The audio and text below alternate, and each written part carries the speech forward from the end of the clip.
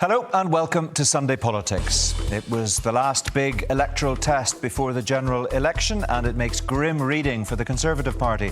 As the final picture emerges in England, we'll hear the latest and assess the implications of the results for Rishi Sunak. The diplomatic spat between the British and Irish governments rages on. We'll get the view from Dublin. And back home, Derry's new history-making mayor joins me to talk about the significance of her appointment and the problems it's caused within her party. And with his thoughts on all of that and more, I'm joined by Mark Devonport.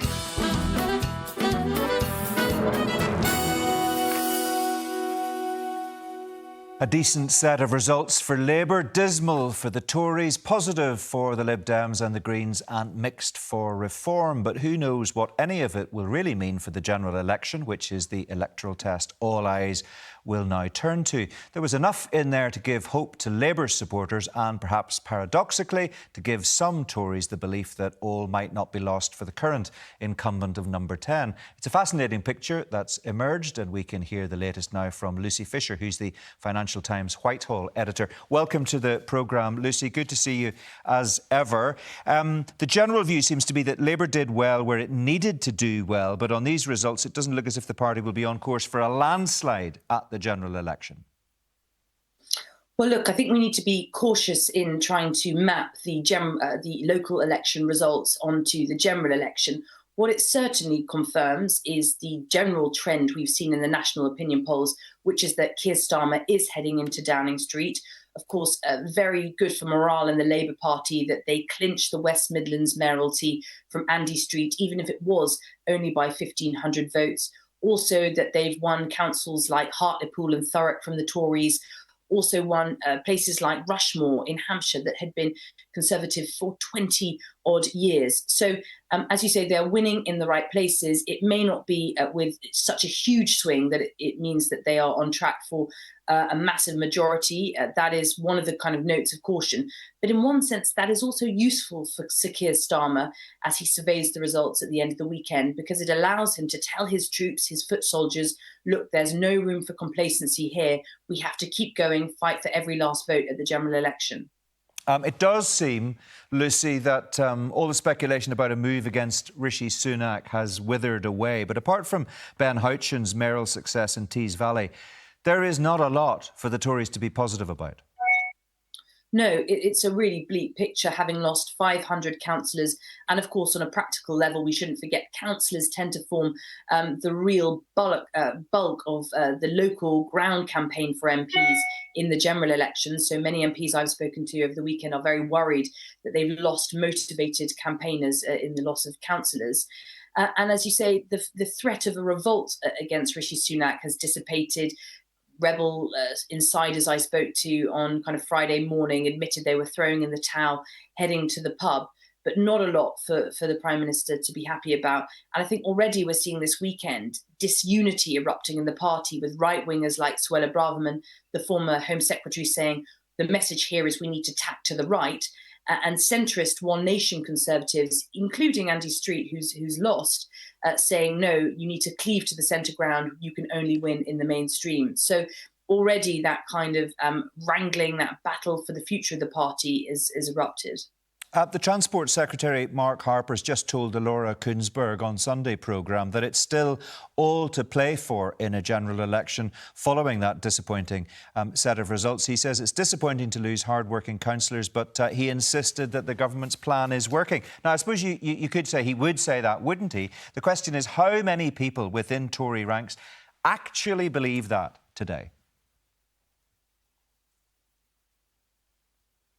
I think very few. Morale is very poor in the party. What I'm picking up from my contacts is that recriminations are being hurled in lots of directions about who's to blame for the dismal results. And of course, a cabinet minister sent out on the morning shows, the Sunday after the Thursday election day before is going to try and insist there's still a path to victory.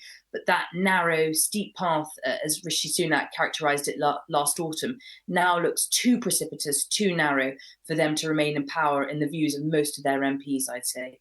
Just a quick word. Positive, I think, for the Lib Dems and the Greens, it can be said, but not so for Reform. It's a new, untested political phenomenon. It got 17% of the vote in Blackpool South, just behind the Tories in third place. But that signally did not translate into council seats. No, look, Reform only stood in around 1 in 7 council seats that were up for election, suggesting it really doesn't have a network on the ground. It hasn't built up, a huge kind of following in person. It's more a phenomenon in the opinion polls as a protest vote. Look, it did well in Sunderland, coming, in second place, not picking up seats, but really eating the Tories' lunch. You saw huge fall in the Tory vote and a huge rise in the Reform vote. But as you say, it's not been the success that I think Richard Tice and others at the top of the party would have hoped it had been. And particularly in Blackpool South, the real test was whether it could beat the Tories into second place, and it just missed doing that by about 115 odd votes. Lucy, just finally and briefly, if you would, where does this leave your thinking now in terms of timing for the general election? What's your hunch? Well, that's the question everyone's asking this weekend. My thought is this will make Rishi Sunak go long. The indications from the past week is that he would be walking into certain death, as it were, if he went to the polls before the summer recess. And I think he is banking on some of the economic data looking better, wages outpacing inflation for several months by the autumn, hopefully several interest rate cuts, which is better, obviously, for mortgage holders. So I suspect we're looking more like October or November at this rate. OK, just one last thing very briefly. What do you make of the diplomatic spat over the movement of migrants that was whipped up out of nowhere between London and Dublin over the past week? Well, look, it doesn't leave, Anglo-Irish relations feeling in a great position, does it? And I think that report in the Telegraph suggesting that Downing Street was willing to extend the Rwanda scheme to Ireland was in some ways a bit of a taunt.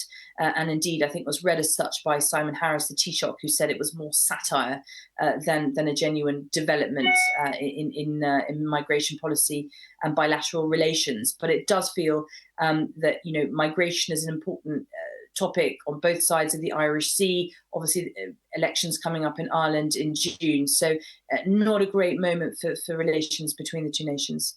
OK, Lucy, we'll leave it there for now. Thanks very much indeed, as ever, for joining us. Let's stick with those diplomatic tensions between the two governments and head over to Dublin, where the Sunday Times political editor Hugh O'Connell is standing by for us. Hugh, you've been speaking to people in government buildings. What's going on? Well, I mean, it's been a difficult week, I think, it's fair to say. There's been a lot of tension, as you referenced there earlier.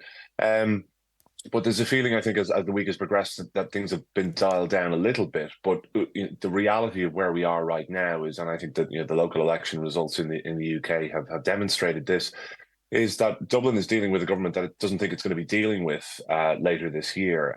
And there is a view that eventually, quite quickly potentially, although Lucy thinks Rishi Sunak will go long, that Sir Keir Starmer will be Prime Minister at some point later this year, and Labour will be in government, and Labour will take a much more conciliatory approach towards Ireland, towards Anglo-Irish relations, will look for a closer relationship with the EU. And most importantly, I guess, given that was in the news this week, and it's deeply controversial, the Legacy Act, Hilary Benn, the Shadow Northern Ireland Secretary, saying this week that he will repeal and replace that act. That may well lead to Ireland withdrawing their case at the European Court of Human Rights against the UK over that piece of legislation. And there's a feeling, I guess, that really what Dublin is dealing with now is a Conservative Party that's desperately trying to hold on to support, desperately playing to its base, which was what was driving much of the rhetoric over the last week. I think the Telegraph was mentioned earlier. This whole situation, this border row, immigration row, was on the front page of the Telegraph, I think, 4 out of the last 7 days. And I think that underscores the degree to which the Tories have tried to use this issue to bolster support. Whether they have or not is unclear. I mean, the elections would indicate that they haven't. But Dublin is very much looking at this from the perspective of Tories are politicking. Yeah. But really, the reality is that we're going to be dealing with a Labour government and Keir Starmer later this year. Hugh, how big an issue is immigration for the political parties at the moment? Because there's a poll in today's Sunday Independent that suggests it is a big issue for voters. As an issue of concern, immigration is at 41%, up 15 points, and second only to housing. Yeah, it's become a huge issue. There's no doubt about that. I would say that this year so far, it's kind of ebbed and flowed in terms of public levels of concern. But obviously, it's been in the news massively over the last week or so. The clearing of the tent village that sprung up on outside the International Protection Office in Dublin, in one of the most salubrious parts of Dublin. 285 asylum seekers moved on from there. Their tents cleared, the encampment cleared. But tents are already springing up a short distance away over the weekend. But I mean, what that demonstrates is that the government's under massive pressure to try and find accommodation space for these people. But it's also trying to shift the core message from a scramble to find accommodation to enforcement of the law, faster processing of asylum seekers so that their cases are dealt with more quickly. They're either given asylum or they're sent back to where they came from. And it has become a massive political issue. It's something that all politicians are encountering as they campaign and canvass for the local and European elections, which are coming up next month. And politically, it's a very difficult issue. And it's one I think that even the Taoiseach Simon Harris admits, or would admit, not one that he can solve very quickly. He only has 8 or 9 months left in office at most, and it's not an issue that's going to be fixed. And what the Taoiseach, the Deputy Prime Minister Micheál Martin, is saying is that this is a global issue. Migration is a global crisis, stemming from war, conflict, famine, driving people out of countries.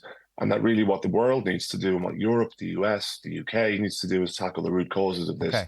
But again, politically, that's a very difficult message to sell when voters are expressing concerns on the doors about the arrival of asylum seekers into their communities, who are putting a strain on services, hospitals, GPs, school places, all of these things. Okay. Briefly, if you would, we've only got 30 seconds left. That poll in the Sunday Independent has another intriguing finding.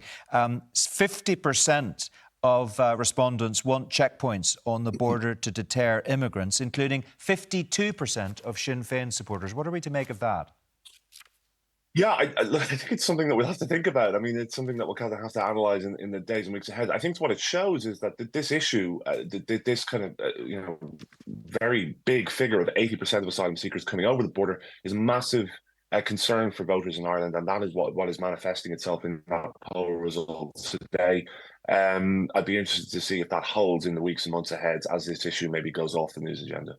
Okay, really interesting to talk to you. Hugh, thanks very much indeed for joining us. Hugh O'Connell there from the Sunday Times. Let's get some analysis of what we've heard from our former political editor, Mark Devonport. Welcome to the programme, Mark. That is an intriguing poll in the Sunday Independent today. And what it suggests, and what the wider debate seems to suggest, is that the migrants issue is shaping debate in the Republic of Ireland at the moment, and the debate between London and Dublin.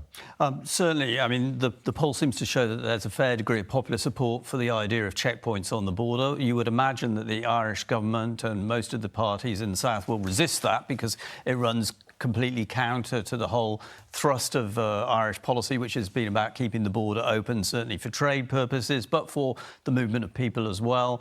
The fact of the matter is that we've had mobile checks for quite a few years in terms of immigration. Those will probably continue. I can't see fixed checkpoints being put there. But as Hugh was saying, it does illustrate the fact that there's so much concern now about the influx of migrants into the Irish Republic, particularly across the land border, in the wake of Helen McEntee's comments. Let's talk about the English local election results. The Tories, as we've heard, are continuing to put a brave face on, I think, what most commentators see as a fairly disastrous set of results. Not brilliant for the Labour Party, but certainly not good for the Conservatives. Interesting to hear Lucy saying that she thinks that means Rishi Sunak is likely to go long in terms of the general election. Yeah, it makes absolutely no sense for him to call a snap poll on the basis of these local election results. I think there was a certain amount of speculation that if things got very chaotic within the Conservative Party and there was more of a challenge to his immediate leadership, that he might pull that snap poll out of the bag. But I would think that November is looking like the likeliest date now. He will want this to be strung out in the hope that there's some good economic news later in the year, or that maybe something happens in terms of the migration picture and sending off migrants to Rwanda or whatever.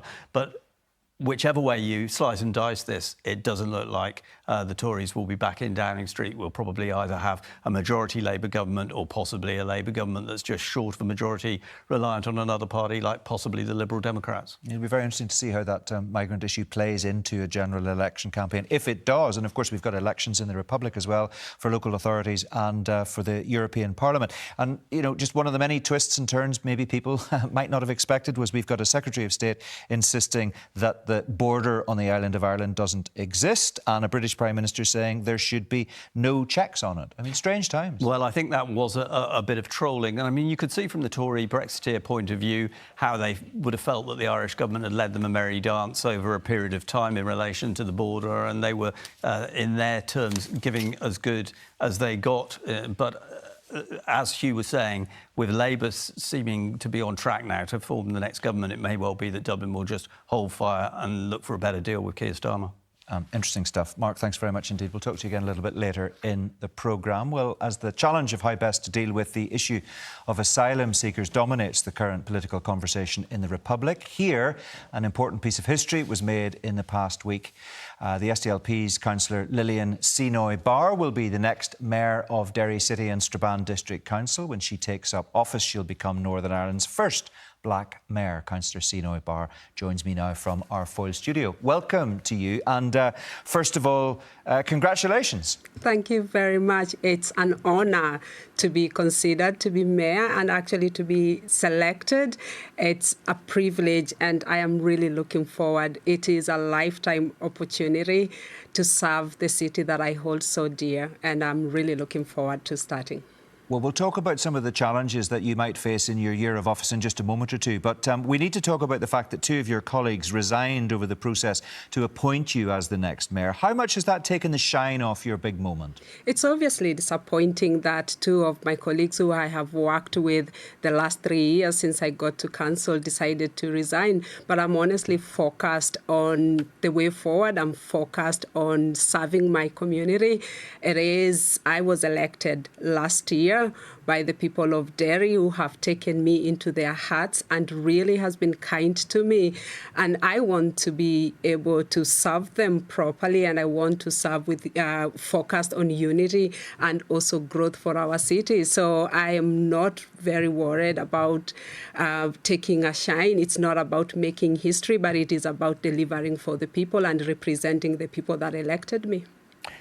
We know that 3 SDLP councillors put their names forward to be the next mayor. You and your 2 colleagues, Shauna Cusack and Jason Barr, have now resigned from the party.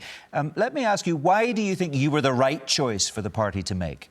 There was an open process and all of us engaged in it fully. There was a robust interview, very competitive, and I was selected. So I just think maybe, as Claire Hannah said, who was the chair of that panel, that I was outstanding. I was very prepared for the interview. I work very hard for my community and I engage with all aspects of the party. So I think I was chosen because of my determination to serve the community, my commitment and the contribution that I have made the last 3 years that I have been a councillor, and well before that when I joined the party.